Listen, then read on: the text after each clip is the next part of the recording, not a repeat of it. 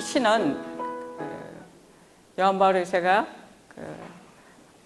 주님과 함께 걸어가는 길동무들을 위해서 쓴 시입니다. 성부와 성자와 성령의 이름으로 아멘. 만약 그대가 야곱이 실험했던 장소를 찾고 있다면 아라비아의 땅을 방황하지 마십시오. 지도 위에서 강물이 있는 장소를 찾아보지도 마십시오. 훨씬 더 가까운 곳에서 그 흔적을 찾을 수 있습니다. 바로 당신 자신의 내부에서. 그 누군가가 야곱의 생각을 깨고 안으로 들어오고 있었습니다. 똑같은 방식으로, 그러나 아이들이나 양떼와는 전혀 다른 방식으로 그분은 문을 부수거나 무너뜨리지 않았습니다. 다만 한 번의 포옹으로 모든 것을 그분의 품에 안았습니다. 뜨거운 갈망으로 흔들리는 꽃잎처럼 몸을 떨면서.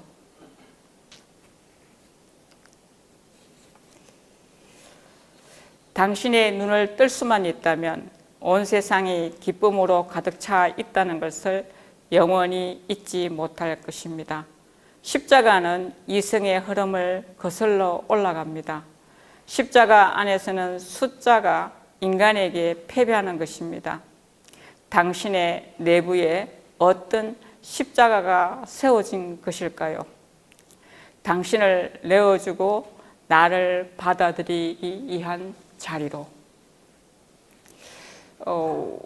이 시 안에는 우리가 2박 3일 동안 가고자 하는 그 의미가 다 담겨 있길래 기도로 선택했습니다. 영광이 성부와 성자와 성령께 같이 이제와 항상 영원히 아멘. 성부와 성자와 성령의 이름으로 아멘. 제가 이 시를 너무 길어가지고 중간중간에 잘랐는데 그 의미만 전달되었으면 좋겠습니다. 먼 길이었죠. 그죠? 먼 길을 오시느라가 수고 많으셨고요. 오셨더니 여러분을 반기는 이 집은 좋죠? 아직 새집 냄새가 폴폴 나는 집입니다. 강의 제목은 인간의 길인데, 인간의 길을 문학적으로도 접근할 수 있고요, 철학적으로도 접근할 수 있고 굉장히 여러 방면으로 접근할 수 있습니다. 저는 문학적 접근이 아니고 신학적 접근을 하도록 하겠습니다. 그래서 신학적 인간학에서 좀 더 많이 얘기하고, 중간중간에 이제 아까 시작 때 요한 바울에서 문학에서 시를 통해서 얘기했듯이 그런 건 있을 수 있고요. 가능하면 저는 비유를 성경에서 들려고 합니다. 성경에서 들려고 하는 이유는 몸신학 그룹 방문을 지금 하고 있는데, 몸신학 그룹 방문하면서 받는 질문하고 그 다음에 그룹이 새로 시작하면서 하는 그 질문들이 거의 공통점이 뭐냐면 어렵다 얘기입니다. 어렵다. 그러니까 어려운 게 당연한 거예요. 당신이 이상한 것도 아니고 이 책이 이상한 것도 아니에요. 정상이에요. 여러분 있잖아요. 된장을 한 번도 끓여보지 않은 사람한테 된장을 끓여라고 얘기하면 어렵다, 어렵지 않다? 어려운 거예요. 뭐 2번, 3번, 4번, 한 10번쯤 끓이면 그때 뭐라고요? 잘 끓였다? 못 끓였다 할 수 있는 거죠. 그죠? 똑같은 거예요. 여러분이 된장을 끓이면서는 어렵다고 안 그러시죠? 왜 안 어렵지 않아요? 하도 많이 끓여봐서. 그죠? 이것도 그래서 제가 여러분한테 늘 부탁하는 거는 여러 번 반복해서 읽어야 된다고 이렇게 설명해 드리는 이유예요. 그게 여러분이 처음 접하는 거기 때문에 어려운 게 당연한 거라는 거죠. 초대교회 때예요. 초대교회 때 무슨 얘기가 있느냐면, 그리스도인의 삶은 저절로 습득되는 게 아니다 이렇게 말했어요. 저절로 습득되는 게 아니라고 확신했죠. 그래서 예비신자 교육이 그래서 필요했고요. 그 다음에 예비신자 교육이 끝나도 계속 교육이 이어져 갔습니다. 그 이유가 뭐냐면 하느님에 대해서는 교육이 없다면 알아줄 수 있는 게 아니라고 본 거죠. 그 다르게 표현하면 하느님에 대해서 알미 없다면 하느님과 함께 살아가는 방법을 모른다고 생각한 거죠. 믿음은 분명히 우리한테 주어진 선물이지만 이 믿음을 성장시키는 데는 분명히 누구의 노력이 필요하다고요? 인간편의 노력이 필요하다는 거죠. 당연히 그냥 습관에 의한 신앙생활, 그냥 율법에 의한 신앙생활은 성장하고 변하기가 어렵다고 봤습니다. 그래서 히브리서 6장 같은 경우에 이 내용이 잘 섞여져 있어요. 여러분은 이미 초보의 상태를 지났음에도 불구하고 아직 뭐를 달라고 얘기한다고요? 어린아이처럼 우유를 달라고 얘기한다고요. 그래서 여러분이 여기 앉아있는 분들은 이미 무슨 상태를 벗어났다고요? 초보 상태를 벗어났다는 거죠. 제가 착한 사마리아 사람에 대해서 한번 얘기를 해보겠습니다. 여러분이 생각하고 있는 거하고 이걸 묵상을 통해서 어떻게 끌고 나가야 되는지. 지금 제가 앞부분에 습관에 의한 신앙생활이 아니고 알에 의한 신앙생활이라고 얘기했어요. 그죠? 그 알이 뭔지 알기 위해서인 거죠.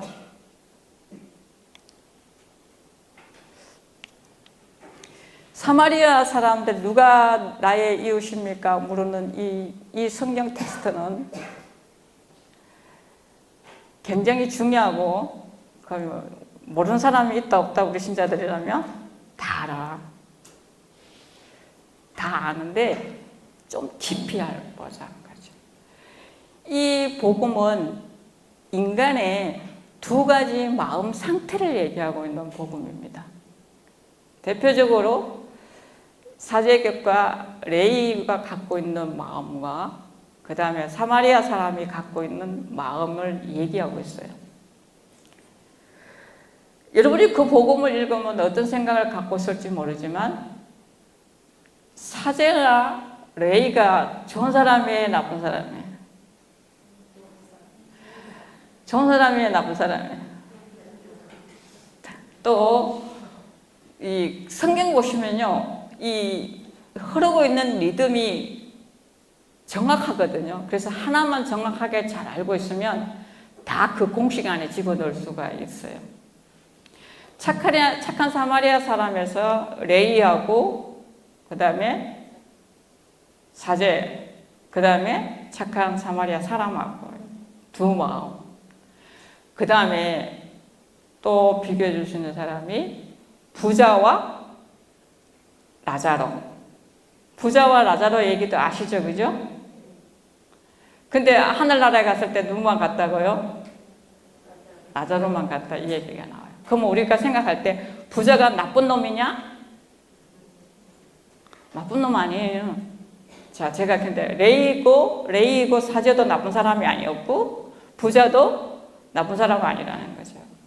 세 번째 나오는 사람이 누구냐 하면 부자와 부자 청년이에요. 부자 청년의 이 텍스트의 그 배치가 굉장히 중요한데 그 후에 누구를 얘기하느냐 하면 혼인성소를 얘기해요. 그죠? 혼인성소를 얘기하고 그 다음에 하늘나라를 위해서 독신성소를 말하고 그 다음 누구를 말해요? 부자 청년을 말해요.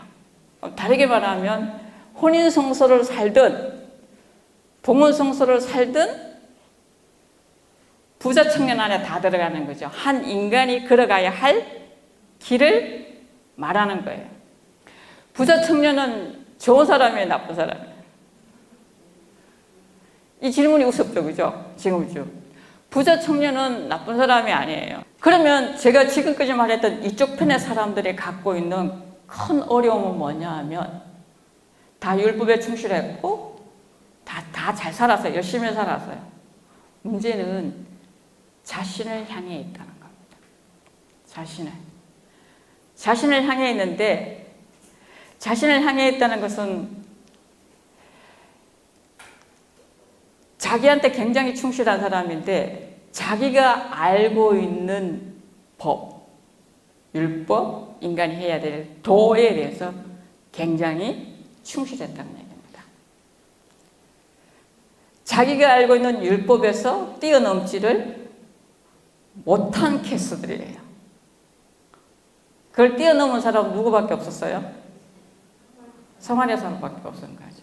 그러니까 사마리아 사람은 어떻게 해서 뛰어넘을 수 있었을까요? 우리가 갖고 있는 문제예요. 사마리아 사람은 어떻게 그걸 뛰어넘고 그 사람한테 도와줄 수 있었을까요? 그 답을 누구와 해주느냐 하면 부자 청년이 하고 있어요. 부자 청년이 예수님한테 뭐라고 질문해요?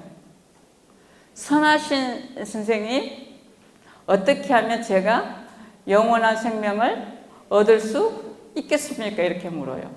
그 말에 예수님이 뭐라고 대답해 주느냐 하면 뭐라고 얘기해요? 그보다 더 근원적인 얘기를 하셔요. 왜 나를 선하다고 하느냐? 선하신 분은 뭐냐고? 오직 아버지 한 분뿐이시다는 거예요.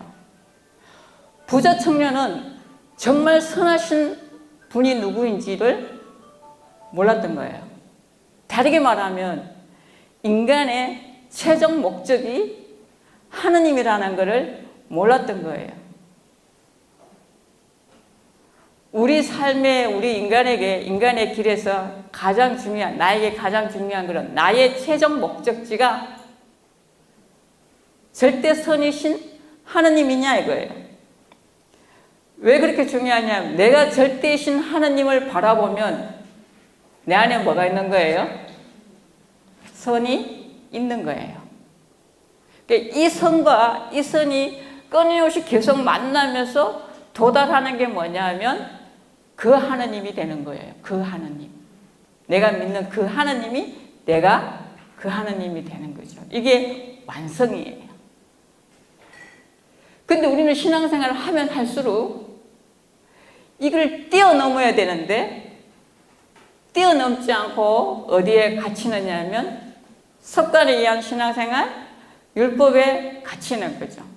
그래서 뭘 하나 해야 되는데 이게 정말 하나님께 가는 선이냐 아니냐 따라 하는 게 아니라 시부님한테 물어봐야지, 아니면 작년에 어떻게 해야지, 이게 전부 다 뭐라고 해요? 옛날 과거의 기록을 빚어가지고 거기에 맞으면 뭐라고요? 안심하고, 만약에 거기에 맞지 않는 새로운 이변이 나오면 난리가 나는 거죠. 그죠? 시끄러워지는 거죠.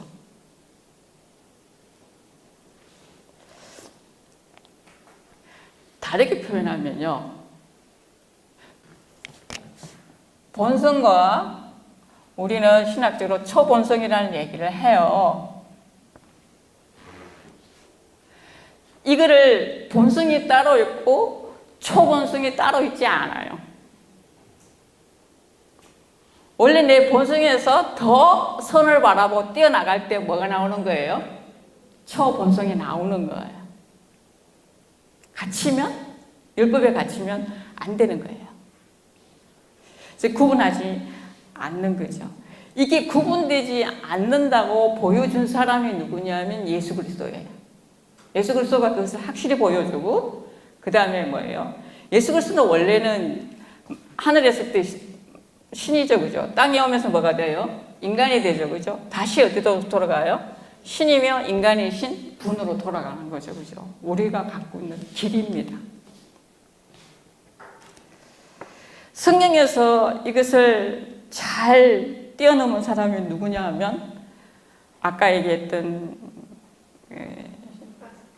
사마리아 사람, 그 다음에 또 있어요. 요한복음 4장에서 나오는 사마리아 여인이에요. 사마리아 여인은요, 지역적이라는, 사마리아 사람이라는 지역적인 편견에서 벗어났고요. 그 다음에 신분에서 벗어날 수 있었고요. 그 다음에 여인이라는 편견에서 벗어날 수 있다는 거죠. 또 벗어날 수 있었던 사람이 있었어요. 니꼬데모.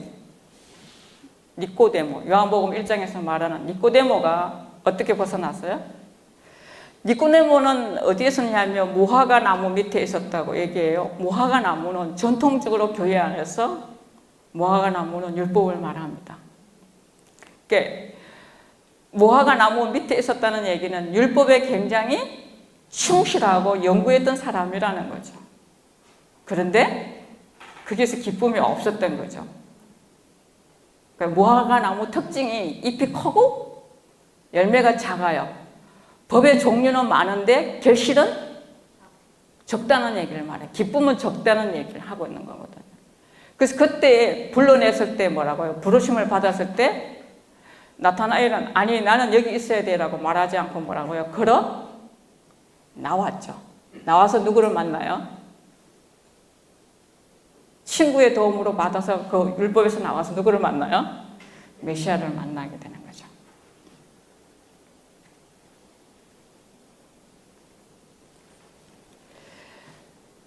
이 사제나 레이나 아니면 이쪽 편에서 있었던 사람들이 갖고 있는 건 뭐냐면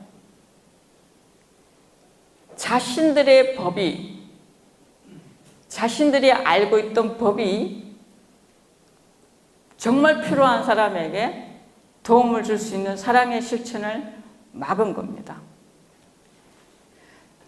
진짜 자유의 행사가 안 된 거죠.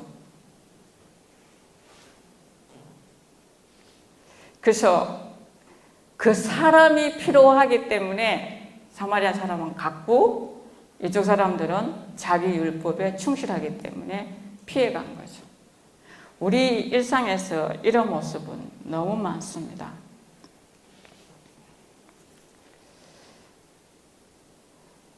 조금 더 설명해 드리면요.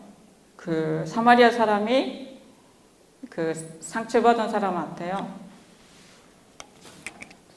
여러분이 그냥 지도로 딱 보시면요.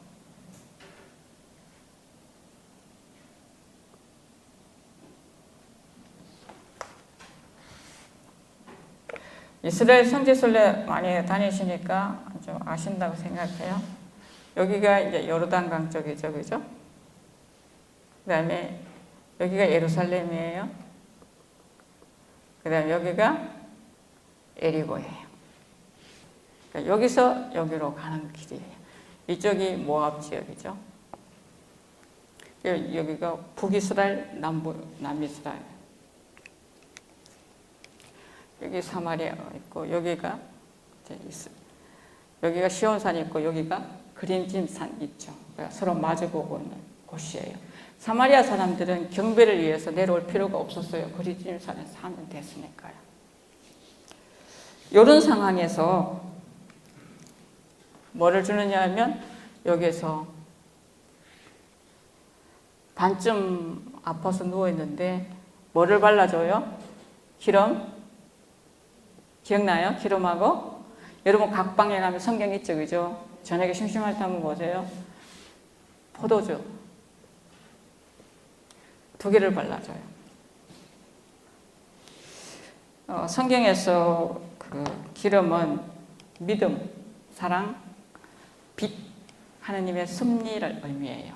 그러니까 인간으로부터 오지 않는 걸 말해요. 지금 말하는 거 뭐예요?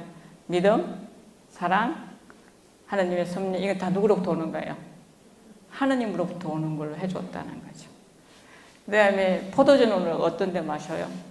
우리 슬플 때 포도주 마셔요? 기쁠 때 포도주 마셔요? 기쁠 때 마시죠.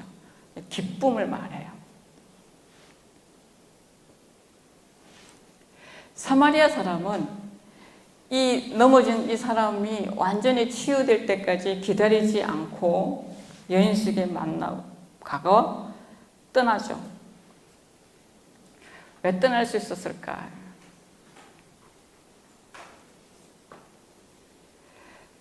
그리고 이 여관 주인에다가 랩톤 몇 개 줘요? 랩톤 2개를 주고 가요. 랩톤 2개를 주면서 내가 돌아올 때까지 비용이 더 들었다면 내가 갚아줄게. 이 랩톤 2개 준 사람은 이미 부활을 체험한 사람이기 때문에 랩톤 2개를 줘요. 랩톤 2개의 의미는 옛날 교부부터 구약과 신약을 말해요. 구약과 신약. 그러니까 여인숙 주인한테 뭐라고요? 구약과 신약 성경을 주고 간 거죠.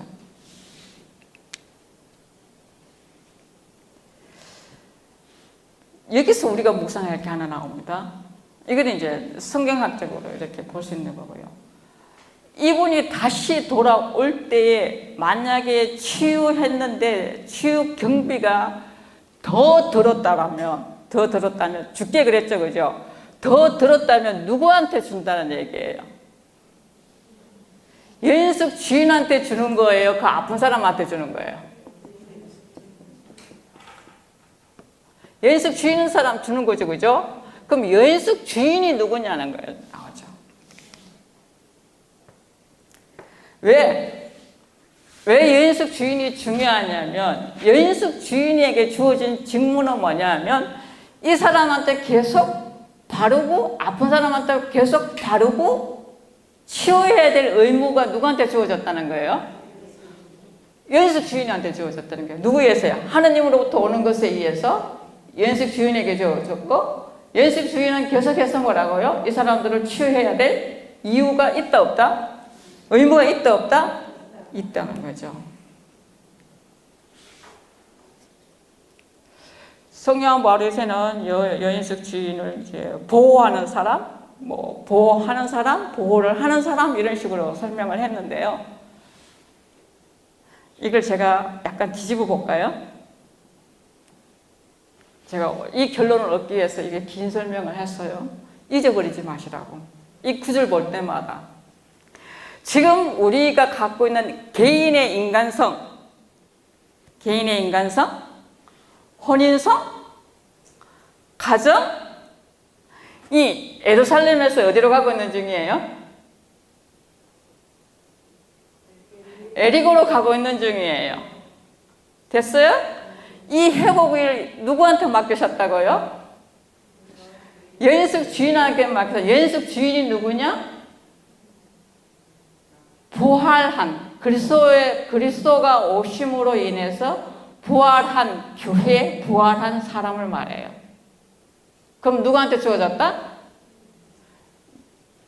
손 들어보세요. 누구한테 주어졌다? 들기 싫죠? 어르신 한 번만 들어봐요. 자기 가슴에 손 대봐요. 누구한테 주어졌다고요? 근데 나는 뭐라고 얘기한다고요? 나 몰라라 하는 거죠. 여인숙 주인한테 뭐가 줬다? 넵톤 2개를 분명히 줬어요. 우리 받았어요. 넵톤 2개 받았어요. 알미예요. 암. 그래서 내가 제대로 알고 있느냐 모르고 있느냐 이거죠. 아까 성령 바울에서는 여인숙 주인을 보호하는 사람, 보호하는 행위를 하는 동사로 얘기했어요.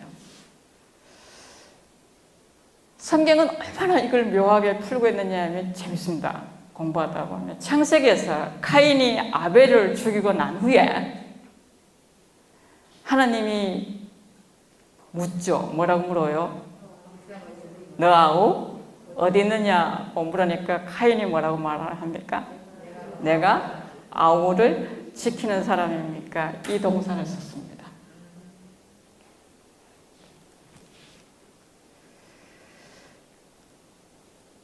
해피죠. 사마리아 사람은 그 넘어진 사람한테 갈 수 있었던 이유는 그가 고통스러워하기 때문에 갔습니다. 혼인과 가정과 개인의 인생이 예루살렘에서 에리고로 가고 있는데 진통을 하고 있는데 너무 아파하고 하는데 우리는 뭐라고요? 나 몰라라. 그게 그렇게 중요하지 않고 아직도 우리는 뭐가 더 중요하다고 생각해요? 계명을 지키는 것, 율법을 지키는 그 선에서 뛰어넘지 못하고 있는 경우입니다. 실제 예를 들겠습니다. 이제 얘기가 재밌게 듣다가 한 방 맞았죠, 그죠? 아니에요? 아마 늘 듣다가 한 방씩 맞을 겁니다. 여러분이 독서 모임을 해가지고 이 사람들이 자기의 인생과 이런 것들에 대해서 새롭게 생각하도록 얘기하라 그러면 너무나 쉽게 저한테 하는 말이 뭐냐면 본당 신부님이 허락하지 않았습니다. 그러니까 모든 유죄는 누구한테 있는 거예요? 이 시대를 살고 있는 본당 신부예요.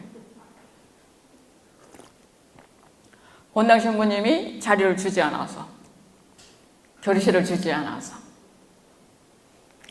저는 그런 말 들을 때마다 여러분이 모든 것을 본당 사제가 해결해야 된다고 생각하는 그 자체가 율법입니다고 말씀드리고 싶어요. 교회는 광야에 있는 거예요. 광야. 잘 지어진 성전에 있는 것이 아니고 교회는 광야에 있어요. 광야. 그러니까 여러분이 살고 있는 그 광야에 있기 때문에 정말 문학적으로 이걸 열고 들어가려면 성당으로 들어가면 안 되죠. 어디로 가야 되겠어요? 찻집으로 가든지 여러분의 집을 오픈해야 되든지 아니면 더 좋은 장소를 찾든지 해야 되는데 앵무새처럼 되돌려주는 말, 성당의 신부님이 비호감적이라서요. 그 신부님 비호감적인 이유 있어요. 왜? 모르니까. 혹시 여러분이 잘못될까봐 걱정해서 안 하는 거겠죠. 그죠? 근데 여러분이 거기에 한다는 거는 지금까지 제가 말했던 레인이거나 사제나 부자 청년이나 다를 게 뭐가 있느냐 이 말입니다. 우리에게는 그분이 주신 기름과 포도주, 이건 아까 하나님의 섭리로 들어오는 거라고 얘기했죠. 그죠? 하나님의 섭리로, 빛 이런 거 뭐 하나님의 섭리로 들어오는 그것에 대해서 내가 민감하게 깨어있지 않는 거죠. 여러분이 습관에 의한 신앙생활은 말할 수 없이 편안해요. 여러분의 신앙생활이 편안하다면 그것은 잘하고 있다, 못하고 있다? 못하고 있다는 얘기입니다. 아까 제가 처음 시작 기도에서 요한 바오로스의 시를 얘기했죠. 그죠? 당신의 내부에 어떤 십자가가 세워진 것일까요? 여러분 마음속에 당신을 내어주고 나를 받아들인 이 상호 교환의 자리가 성립되지 않는다면 십자가는 성립되지 않습니다. 우리 인간은 어떤 상황에 처했을 때에 자기를 뛰어넘을 수 있느냐 하면요, 선입니다. 선. 자신의 선함이 도전하게 해요. 그냥 여러분이 자녀를 돌볼 때도 그냥 단순하게 부모로서 의무일 때는 투덜거릴 수도 있고 포기할 수도 있고 주저앉을 수도 있고 그때 그냥 심한 거친 언어사가 나갈 수도 있어요. 자기 안에 선함이 있으면 어떤 상황에서도 뭘 할 수 있느냐 하면 도전을 할 수 있게 해주는 거죠. 도전. 그래서 예수님이 사람들하고 대화할 때 많이 하시는 말씀 중에 하나가 이 선이 있느냐 없느냐. 이 선은 어느 선을 바라볼 때 여기에 설 때요, 소문자는 인간이 거고요, 대문자는 하나님의 선을 말해요. 이 선이 똑같아요. 이렇게 바라보고 있을 때에만이 여기서부터 오는 빛을 받는 거죠. 그것을 우리가 뭐라고 얘기하느냐 하면 은총이라고 표현하는 거예요. 그래서 여러분이 마태복음 5장 10절에서 박해받는 자의 박해받는 의로움이 성립될 수 있는 거거든요. 우리의 선함이 이 시대의 개인의 그 개인성이나 아니면 혼인이나 가정에 다가갈 수 있어야 된다는 거죠. 기존에 내가 알고 있던 질서에 새로운 십자가가 들어가야 되는 거죠. 그게 뭐냐면 사도 바오로가 그걸 뭐라고 표현하냐면 골로새서 1장 24절에서 내가 정의로운 사람이라고 할 때 사실상 나는 박해자였다. 여러분 율법에 충실하고 저게 할 때는 뭐라고? 사실은 누구를 박해했다고요? 그리스도를 박해한 거예요. 그렇죠? 내가 박해자라는 것을 깨달았을 때 그때 나는 뭐라고? 사실은 하느님의 사람이 되었다는 거죠. 내가 고난을 겪으면서 기뻐하는 사람의 인간이 될 수 있었습니다 라고 고백하죠.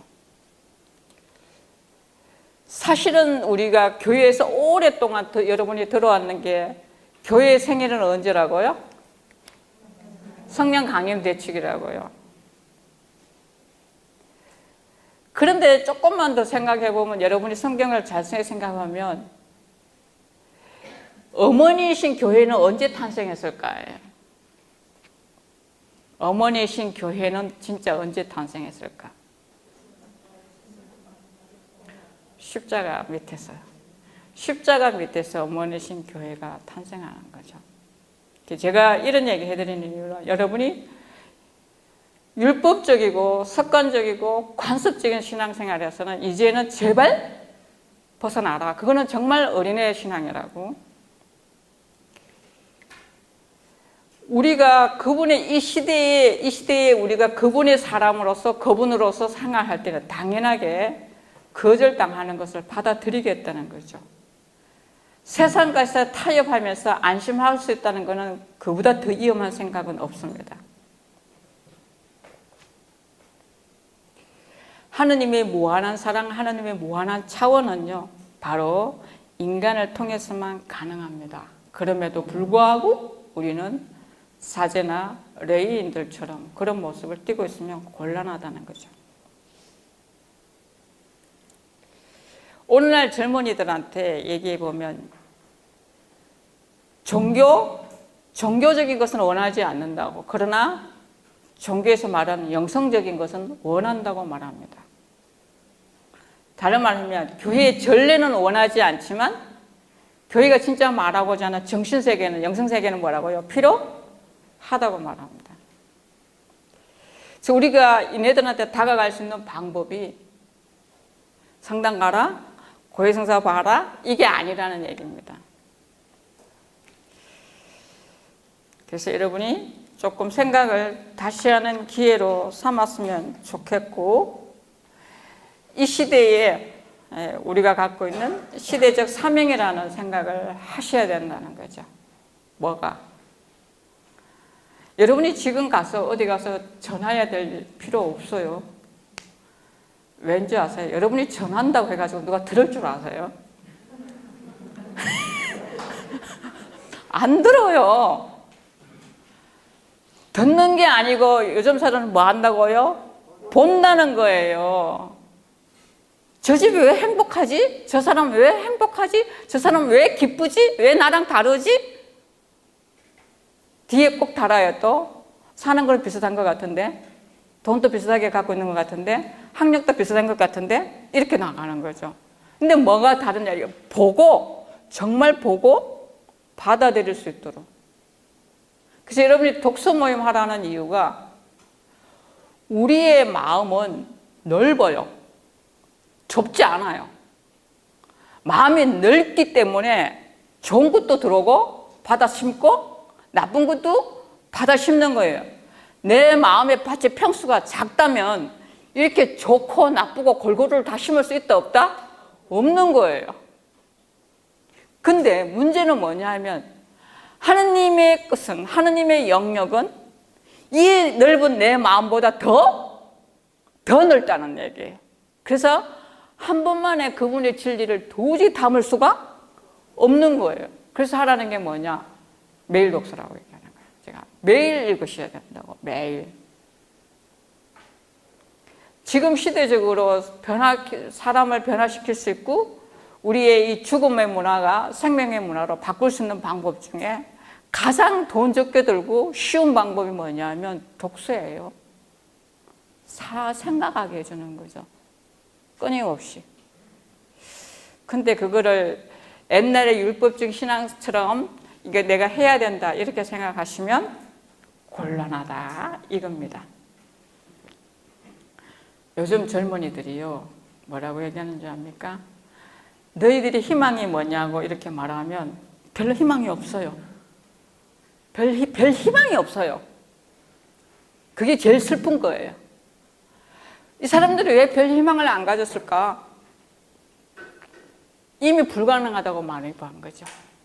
근데요, 놀라운 거는 너희들이 정말 바라는 거는, 네가 된다면 정말 바라는 건 뭐라고 이렇게 물으면 뭔지 아세요? 돈 많은 백수예요. 이거 다 공감해요. 돈 많은 백수는 좋다는 거예요. 이 말 안에 얼마나 많은 것들이 이 젊은이들 안에 병들어 있다는 거를 한마디로 총체적으로 표해주는 게 돈 많은 백수예요. 그걸 우리가 한 번만에 어떻게 바꿔낼 수 있다. 그런 꿈은 갖지 말라는 거죠. 내가 서서히 보여주는 모습 안에서 내 자신이 변화되어가는 모습이에요. 성부와 성자와 성령의 이름으로 아멘.